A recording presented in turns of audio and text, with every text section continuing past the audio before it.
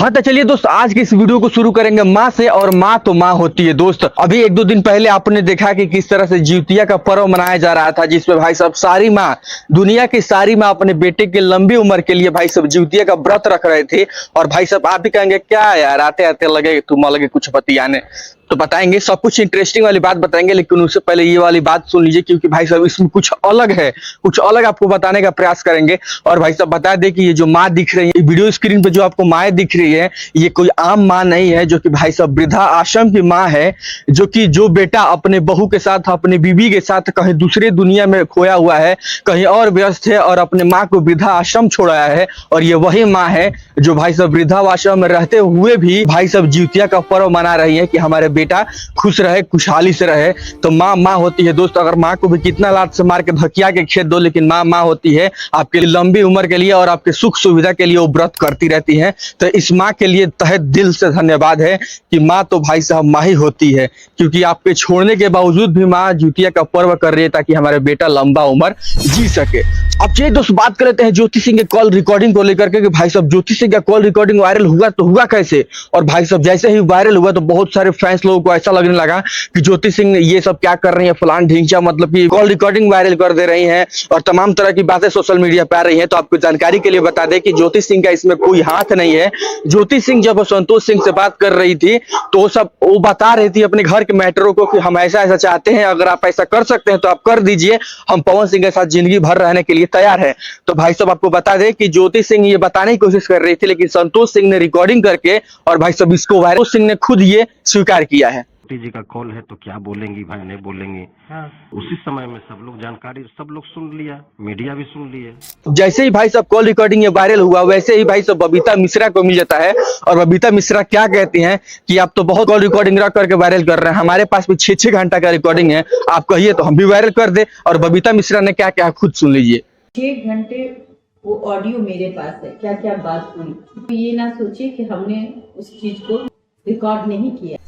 अब चलिए दोस्तों, बात कर लेते हैं उत्तर प्रदेश का बलिया जिला का। भाई साहब बहुत सारे शॉपिंग मॉल हो गए, बहुत सारे दुकान हो गए, बड़े बड़े सुपरस्टार भोजपुरी का देखे होंगे, खेसारी लाल, पवन सिंह, बड़े बड़े स्टार आते हैं ओपनिंग के लिए। लेकिन बता दें कि भाई साहब बलिया में एक ज्वेलर्स है, जिस ज्वेलर्स का नाम है कल्याण ज्वेलर्स। भाई साहब कुछ दिन पहले उसका ओपनिंग होता है। और बता दे कि भाई साहब बॉलीवुड की सबसे बड़ी एक्ट्रेस शिल्पा शेट्टी ने आकर के उसका उद्घाटन किया है।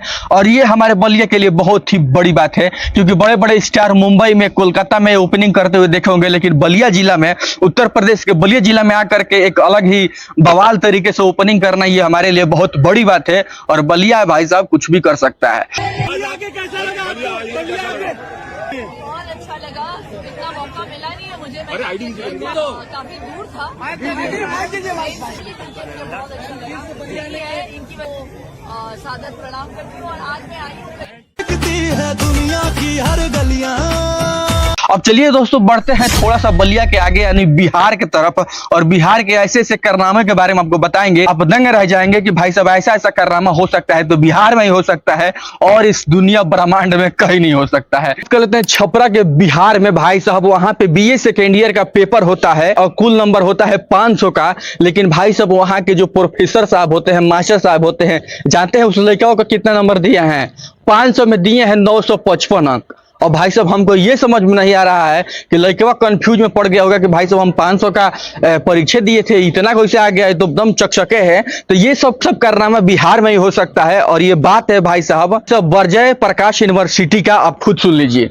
सोच रहा है कि हम कितना का परीक्षा दिए हैं कि नहीं। मामला छपरा जिला के जय प्रकाश नारायण यूनिवर्सिटी का एक बच्चा जो, अब बताइए बिहार में कैसे कैसा कारनामा होता है, सुन पूरे दुनिया में कहीं नहीं होता है, सिर्फ ये सब बातें बिहार में होता है। तो मुस्कुरा।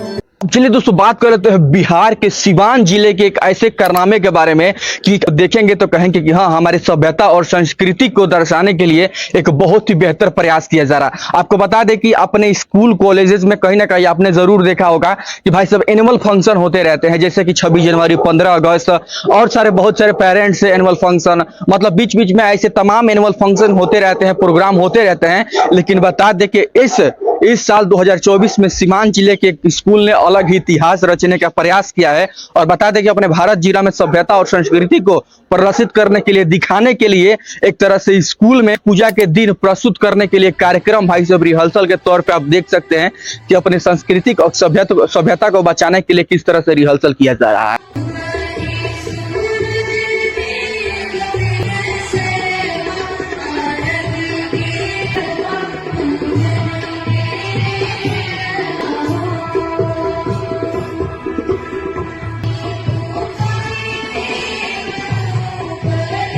और ये देखकर मुझे काफी खुशी हुआ कि भाई साहब इस तरह भी स्कूल कॉलेजेस अगर करते रहें तो हम यकीनन कह सकते हैं कि हमारे सांस्कृतिक और सभ्यता को कोई दबा नहीं सकता है और सालों साल तक ये परंपरा चलता रहा है। क्योंकि भाई साहब इस समय में जो पीढ़ियां आ रही हैं, डिजिटल जमाने के और 5G जमाने की पीढ़ियां आ रही हैं, दिन ब दिन हमारे सारे परंपराओं को भूलते जा रहे हैं। तो इस चीज को बनाए हुए परंपरा को बनाए रखने के लिए हमारे स्कूल कॉलेजेस को आगे आना होगा। जिस तरह से हम 26 जनवरी को प्रोग्राम करवाते हैं, 15 अगस्त को प्रोग्राम करवाते हैं, ठीक वैसे ही हमें पर्व त्योहार को भी प्रोग्राम रखना चाहिए। हर जैसे कि दिवाली हो गया, छठ हो गया, हर चीज का हमें प्रोग्राम करना चाहिए, उसका रिहर्सल करना चाहिए और बच्चों को बताना चाहिए कि हमारे भारत देश में संस्कृति और सभ्यता को बनाए रखने के लिए यह भी परंपरा होती है जिसमें हमारी माँ, हमारे घर के माँ और बहन और घर के लोग इससे करते हैं। और आपको भी ये सीखना चाहिए ताकि आगे के भविष्य में आप लोग ये कर सके। तो इसके लिए भाई साहब सिवान के जो स्कूल में ये कार्यक्रम हुआ है उसके लिए बहुत बहुत सैल्यूट है कि इस तरह से कार्यक्रम को आयोजित किया जा रहा है।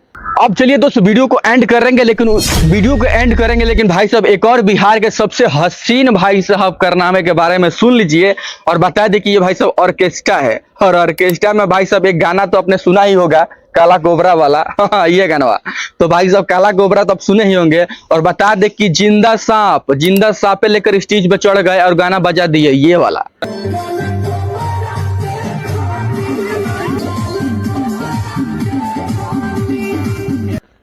तो ये हमारे बिहार में ही हो सकता है और कहीं नहीं हो सकता है। खैर इस वीडियो में इतना ही, मिलेंगे नेक्स्ट वीडियो में, तब तक के लिए धन्यवाद।